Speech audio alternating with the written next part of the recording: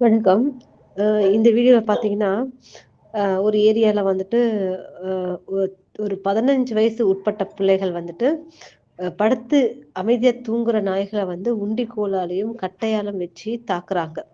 அதே மாரி மாடுகள் கூட்டமா வர்றப்போ, அந்த மாடுகள துன்புறுத்துறது, அதாவது கூர்மையான ஆயுதம், நைஃப் அந்த மாரி வச்சிருந்து மாடுகள குத்தி கிழிக்கிறது. இந்த மாரி வந்து இதுங்க ஒரு பொழுதுபோக்காவே பண்ணிட்டு இருக்க ஒரு சைக்கோ பிள்ளைங்கள். இப்போ அ மனிதன் மனிதனா இருந்திருந்தா பிரச்சனையே கிடையாது. மனிதன் மிருகமா மாறியிருக்கிறான். அப்போ மிருகங்கள் எப்படி மாறுவாங்க?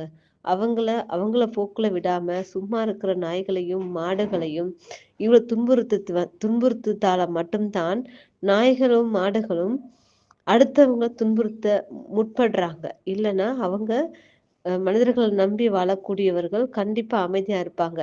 இப்ப இந்த மாதிரி 15 வயசு உட்பட்ட பிள்ளைகளுக்கு வந்து தண்டனைகள் குடுக்கறது கிடையாது. ஏதோ ஒரு நாய் தப்பு பண்ணதுக்காக ஊர்ல இருக்க நாய்களெல்லாம் காப்பகத்துல அடைக்க சொல்ற நீதிபதி அவர்களுடைய பார்வைக்கு இதெல்லாம் தெரியல. ஏன்னா, இப்ப குற்றத்துல ஈடுபடுத்து 17 வயது உட்பட்ட பிள்ளைகள் தான் கஞ்சா, கத்தி குத்துறது, அனிமல்ஸ துன்புறுத்துது. சின்ன விஷயம் சொல்ற சில சில விஷயங்கள் தான் பெரிய லெவலுக்கு போகுது. சின்னதா இருக்கிறப்பவே அவங்க திருத்தத்துக்கு கிடையாது. அதனால தயவு செய்து வந்து அ இதையும் வந்துட்டு இந்த மாரி பிள்ளைகள் வந்து மிருகங்கள துன்புறுத்தும்போது, இதுக்கு சிவியர் பனிஷ்மென்ட் குடுக்கணும். சிறுவர் சீர்திருத்த பள்ளிகள்லாம் இந்த பிள்ளைகளுக்கு வேலைக்கு ஆகாது.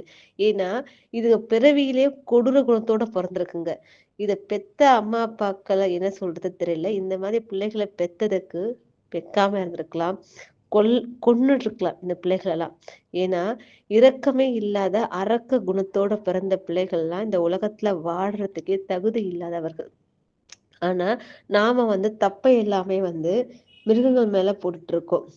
நாம செய்ற தப்ப வந்து மனிதர்கள் செய்ற தப்பு வந்து மிருகங்கள் மேல போட்டு கொன்னுட்டுருக்கோம். இதுக்கு நீதி கிடைக்குமா? நன்றி.